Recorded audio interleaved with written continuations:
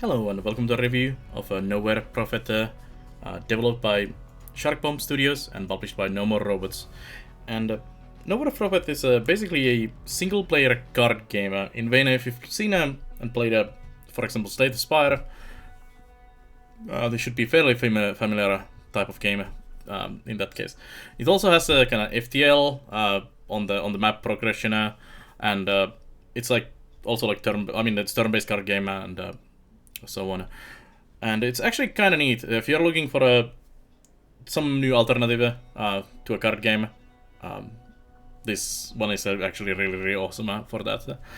And it also has definitely like memories of Magic the Gathering or Hearthstone in it also. And it is set into this awesome looking kind of post-apocalyptic space future India feeling world. That's really awesome. There's a lot of lore to read, and the world has been made really awesome and vibrant. But let me show you a quick game, little gameplay. So you have you can select game mode. There's campaign for it. So basically, you can choose difficulty here. There's also daily challenges and custom games and so on. So you can choose also those. For example, in the custom game, you can choose modifiers that you want for your run. Of course, if you haven't played the game, this don't mean much to you yet. And then, of course, there's the daily challenge with certain conditions, and you can also choose a difficulty here and play for a score. We're just gonna go with the basic game and choose a campaign, and you have a choice. So reset these to the default ones. So when you start playing the game, you have a Firebrand and Outcasts as your convoy and your class. So as you play the game, you unlock new convoys and new classes. If you played like Hearthstone, for example, class is basically class in Hearthstone, which affects like which spells you have, like instance basically, that you can play, and then it also affects some of the other starting conditions here. And then Outcast is basically your units that you play on the field and fight with them against the enemy AI leaders and their units. So basically, choosing which convoy or class you can basically alter your gameplay through that. And it's really cool to have this. And they also recently just updated it with more options. So that's nice.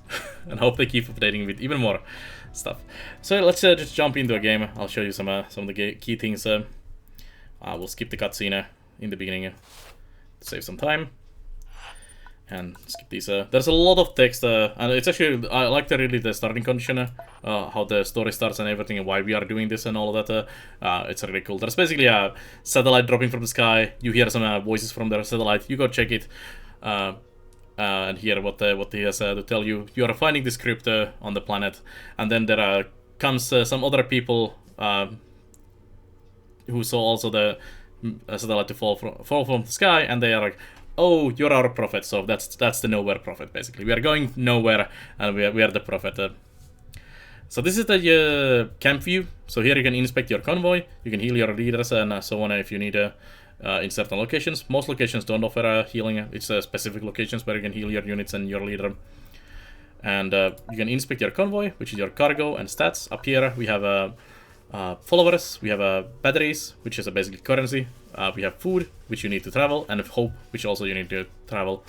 And then we have a little altruism. So there's different convoy perks that you start on. You can also gain these, and these help you with events. Like you have altruism and so on that can help with them. And you can also lose these points. So if you are doing evil things, you lose altruism. If you're helping people, you gain altruism, and so on. Also, amount of population affects on some events. It gives you new options. Also, having certain characters or certain classes basically in your group. Or units basically in your group will also affect options. Like if you have a sneaky option, then a sneaky character can maybe give you an additional option, or make the roll basically easier, or make it auto-complete instead of having to take a risk. And you can see your units on here. You can affect your deck We can switch to here. Let's take that out. So this is our current deck here, our units, and you can see that they have casting cost, they have attack and defense, and they have different abilities, like Fury is when it comes to board, you draw a card and so on. So very basic, like or very similar to like Magic Gathering, Hearthstone, and all of these card games. And if you've played any of those games, this will be very familiar. If you haven't played, it's very easy to understand.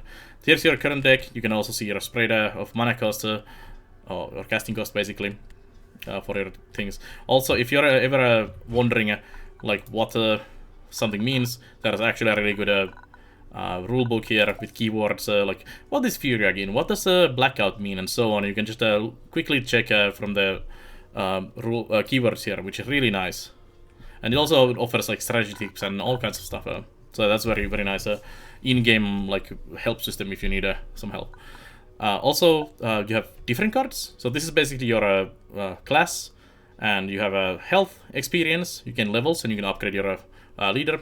He can some more health, and also you get to unlock 1 out of 5 cards. You get to choose 3, and you unlock 1 of them, which are like these cards here. So we have, for example, Bolster, and which gives +1 on your characters, and so on.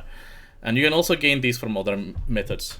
You have also equipment, which we don't have currently. So you have weapon and a weapon slot, and then 4 slots for a random gear like armor and health kits and things like that, which can give you, for example, class abilities. If you play the Hearthstone again, I keep referring to those other games, but basically in Hearthstone each class has an ability that you can use every turn, or depending on things. And in this one it's kind of similar, but it usually has like uses or one-time use only in per battle, and so on. And you gain them usually through weapons, and these give you more like passive buffs and more armor starting out and so on as you go. But you can also dismantle equipment. Once you get too much equipment, you can dismantle them, and they give you new leader abilities. And you can also get teachers and stuff where you can find more of them. Let's jump into the camp, out of the camp here. I mean, so this is where the FTL and like say the Spire and all of that comes in. So you have this map, 1 of 4, as you play through the whole campaign. You get to choose branching on this map, and also once you get through a map and you get to the end point here, you get to the next map, and you get to choose from 2 options which one you want to go to. And it tells you like there's this kind of enemies in this area, and there might be some of this kind of loot and places in this place, and then you can make choices depending on that, what kind of build you want to go and so on. And you can see that some of them are marked differently. So these are a basic path here, and then these are more dangerous paths on the side here that are colored and smaller.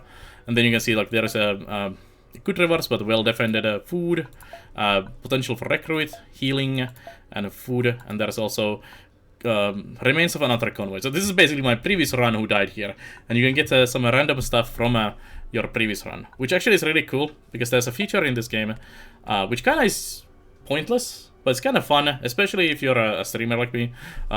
You can name these followers, so you can name your cards. They have this small name at the bottom here, and you can name these.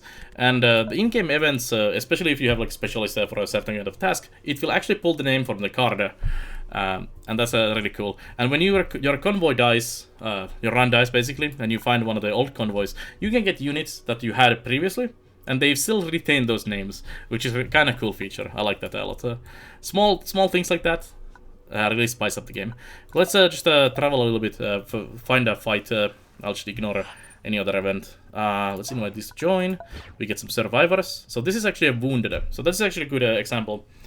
Another one. So in this game, when you have units on the field and they die, basically, they don't instantly die fully. They get wounded.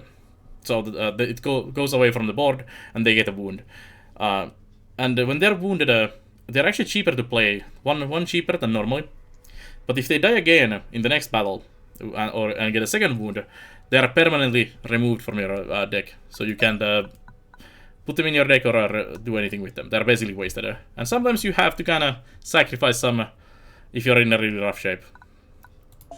And then the healing comes in, like we had an option here to heal, is to heal some of these units. Or yourself, of course. And we're losing a food and hope for traveling. But investigate this quickly and attack. And here we have this like initial battle view, where you know that you're fighting a bandit saboteur, so or also their level, and it kind of gives you a tip what kind of stuff they might have. But as you play the game, you kind of recognize like, oh, it's this guy, and he has these kind of units. So I might want to check my deck here and maybe alter my deck a little bit to match better this guy.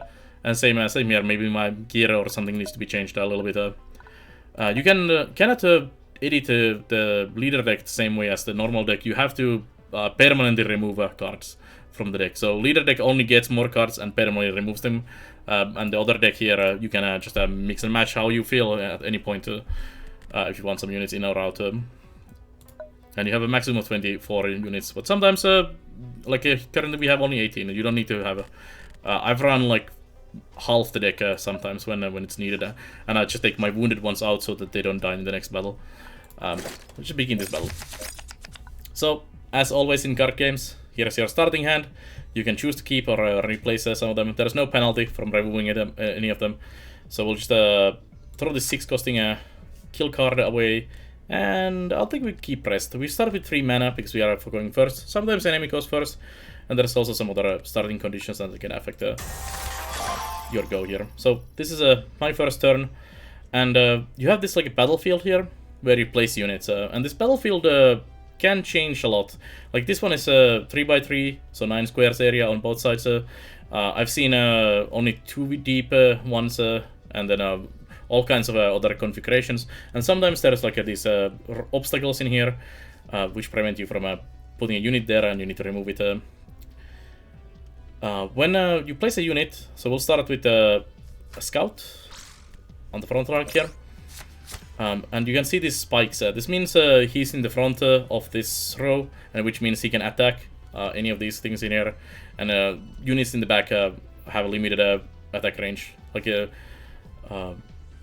this unit on next turn, when you play a unit, they come into play as exhausted, so you can't do anything with them. But next turn, I could just directly attack like their leader or any of their units on the board here, unless they have a taunt unit. So then you need to kill the taunt unit and so on. Like we have taunt here, so I'm gonna play this one in here, and he has this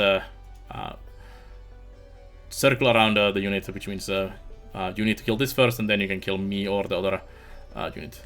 You also have an option for scrapping here, so you're gonna scrap and discard a card and draw a new one instead of that. So just to demonstrate it, I'm going to discard this reinforce here, and we get a burst fire instead back in here. And then it's next turn, then it's his turn. So he gains 1 each turn, you gain 1 extra energy. So he starts with 4, because he came in second, and he played all of these cards here. And some of the enemies are really difficult, like really difficult in this game. And they play all kinds of funky cards, especially like legendary enemies are just utterly horrible to fight. So our goal is to reduce him to 0, and we don't really have anything to do that right now, except we could buff this guy and just go to face for that, and then we do 1 damage on everyone here. There we go. We have a victory. And as you win in battles, you get rewards depending on the enemy you kill, basically. Legendary enemies give you fancier loot and so on. So we got some water, which is food, and then we got one of the trade items, which gives us hope if we use it. And I'll show you the natural dice. And we lost 3 health on my main guy. Health is just a resource. If you have plus more than 1, you have enough. And with that resource, we can go back to the camp here. We can camp at any point we feel like, and we can inspect the convoy here. And now we have a natural dice. So hope is one of the resources you need to travel, and it seems to be the harder one than the food, but you need both. But you're gonna share these luxury items with your caravan, which gives you hope. Like this gives 12, but they also give you an effect for the next battle. So for example, this one gives you hazardous position at the start of the combat. Add a hazardous obstacle card to your leader's hand.